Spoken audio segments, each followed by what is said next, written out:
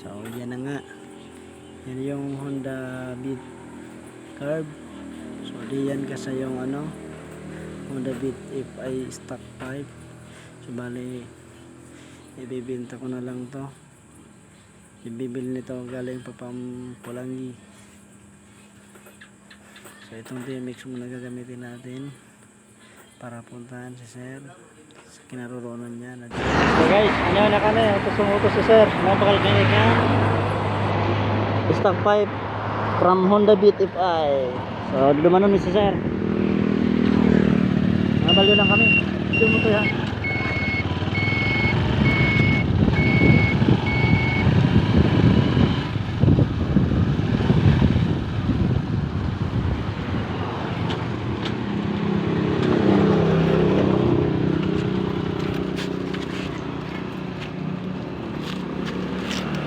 Ayan na sir.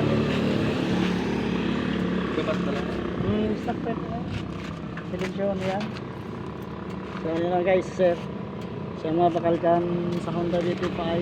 Carb kaya sa kuya. Kaya dahil ko sinalpak. So paano sila?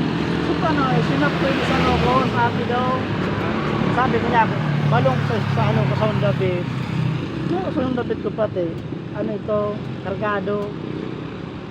Sa 55 volt. Nabagal ko yung labit, naka-exhaust. Iyan sila dyan. Ano yung mekano? Ayan guys, kung ba mo magbibinta, lalo na sa mga harayong lugar, sigurado nun doon kay makulugan kayo kan sendong tigbibinta. So na yung legit yan. Halay pa si sir sa Pulanggi. Bus ano, mo kang car. Ano tabit mo ka?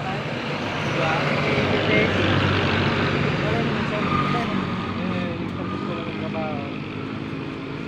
Kaya nung kaswap. Orang hindi kaswap. Hindi okay, balik sa atin. Pugag kaya so. Ada ikaw, ada yang alam ka na. Maloyang person. Kaya na kayo subik din. Yeah, tayo na.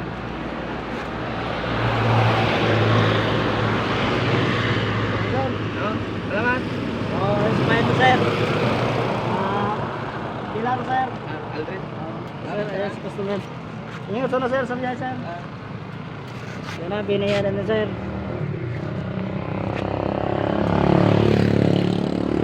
So, bibigyan din natin guys yung kasama natin ng 20 pesos para may pang wifi siya. Inawakan niya yung tambotso. Dito na nga kami sa bahay. Totoy!